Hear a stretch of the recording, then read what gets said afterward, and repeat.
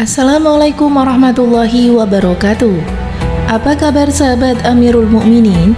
Semoga semua dalam lindungan Allah Subhanahu wa Ta'ala. Sama sekali tidak pernah terbersih dalam benak Mikhail Barnes, dia akan memeluk agama Islam dan menjadi pembimbing agama Islam di kemiliteran Amerika Serikat. Tentara Amerika Serikat itu dibesarkan di tengah keluarga Kristen Lutheran yang taat. Islam tidak pernah masuk dalam kamus hidupnya. Barnes yang kini telah berganti nama menjadi Khalid Shabazz, lahir di Alexandria, Louisiana 48 tahun yang lalu. Keluarganya adalah penganut Kristen yang taat. 3 kali sepekan ke gereja dan berdoa bersama-sama setiap malam. Dalam wawancara dengan media akhir pekan, dia mengakui sebagai orang yang taat. Kami saling mencintai. Bila ada yang punya masalah, gereja menyatukan kami dalam mengatasi masalah itu, kata Shabazz.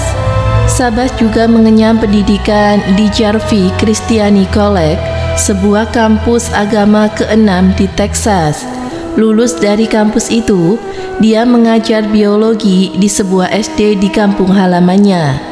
Dia berhenti mengajar setelah 6 bulan, lantaran putus asa melihat murid-muridnya yang kebanyakan miskin dan tidak mendapatkan perhatian dari orang tuanya.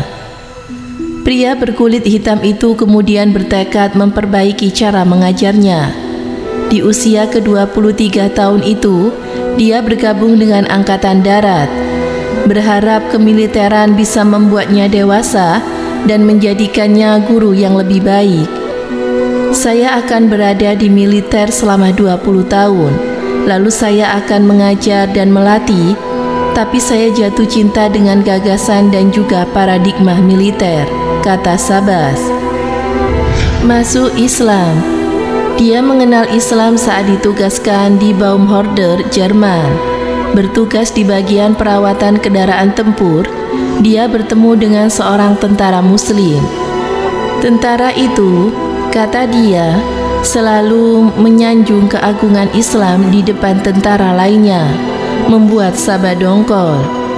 Kesal dengan tentara itu, Shabazz memutuskan akan menggilasnya. Dia lantas menantang tentara muslim itu untuk debat terbuka.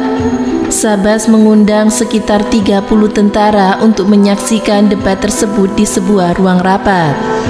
Yang terjadi kemudian justru sebaliknya. Shabazz dihantam, tentara muslim itu, kata Shabazz, menyajikan fakta-fakta soal Islam yang selama ini tidak dia pernah ketahui sebelumnya. Shabazz kala itu tertegun. Sejujurnya, saya malu dan depresi. Untuk pertama kalinya, kesadaran soal siapa saya sebagai manusia dan seluruh keyakinan saya tergetar, ujar dia. Sejak saat itu, setiap hari hingga tengah malam dia membaca soal Islam dan melakukan perbandingan agama. Setelah 2 tahun mempelajari Islam, hingga tidak ada lagi keraguan dalam dirinya, dia memutuskan mengucapkan 2 kalimat syahadat dan mengubah namanya menjadi Khalid Shabazz. Keluarganya tidak serta-merta menerima keagamaannya dan masih memanggilnya Mikhail. Butuh bertahun-tahun hingga keluarganya menerima dia yang sekarang. Kini keluarganya malah sering meledeknya jika waktu sholat tiba dan membuat lelucon soal memakan sosis babi. Di kemiliteran juga begitu, atasannya tidak mau tahu jika dia pindah agama. Daging babi masih disajikan di kemiliteran untuknya. Alhasil, dia terpaksa menahan lapar ketimbang harus memakan bacon. Dia berkali-kali mengeluh ke atasannya, tapi tidak diperdulikan. Jadi pembimbing.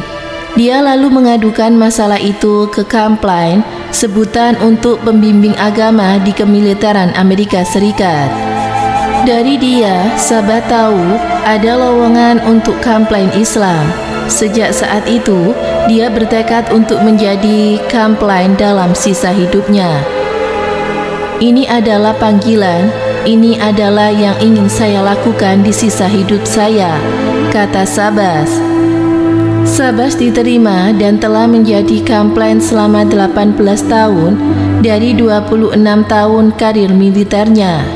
Dia telah ditugaskan 7 kali, termasuk di Irak, Kosovo, dan juga penjara Guantanamo. Tugasnya tidak hanya membimbing tentara Islam Amerika Serikat, tetapi juga tentara beragama lain yang ingin sekedar curhat atau memiliki masalah dalam kehidupannya.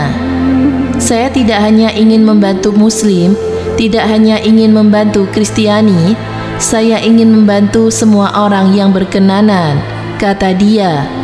Tidak jarang, tentara yang dibimbingnya kemudian masuk Islam. Seperti 3 bulan lalu, seorang sersan di pasukan khusus Amerika Serikat mendatangi Sabas sambil menangis. Sersan itu mengaku ingin masuk Islam setelah mempelajarinya selama 3 tahun. Dia bilang, "Saya telah berpikir soal Islam selama 3 tahun.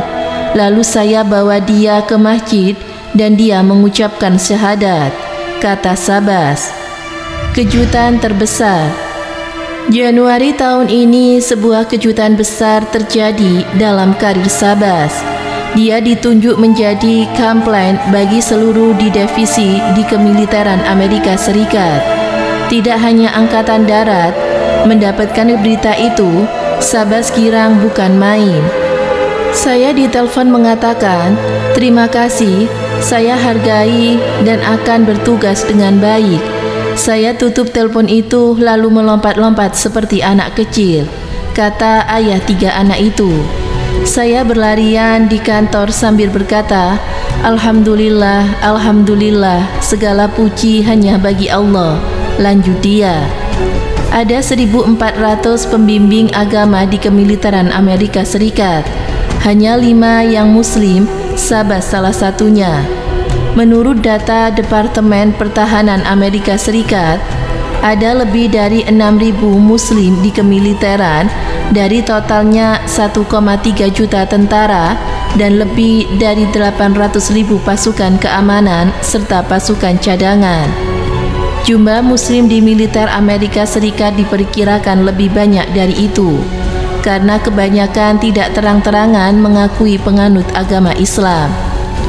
Tugas saya bukan untuk membuat orang pindah agama Islam, Allah yang akan membimbing mereka. Tujuan saya adalah agar tentara yang keluar dari kantor saya lebih tegas dibandingkan saat mereka masuk, tutur Sabas.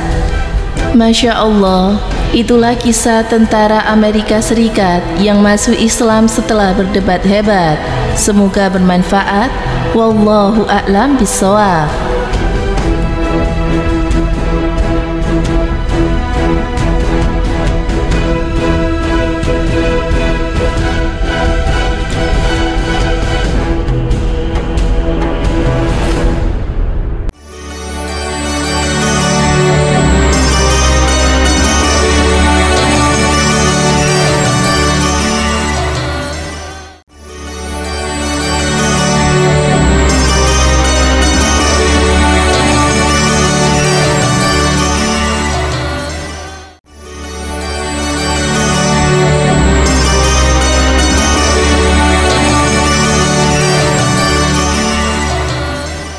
Assalamualaikum warahmatullahi wabarakatuh. Pemirsa Amirul Mukminin yang dirahmati oleh Allah Subhanahu wa taala.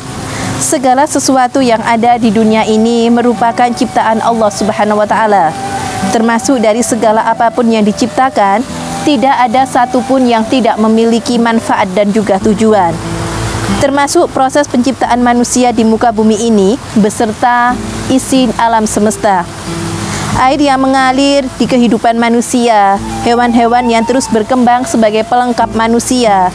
Penciptaan tersebut Allah ciptakan semata-mata untuk kebaikan hidup manusia pula. Dan berikut adalah tujuan manusia diciptakan menurut Al-Quran dan juga hadis. 1. Adalah sebab untuk mengabdikan kepada Allah Subhanahu wa taala.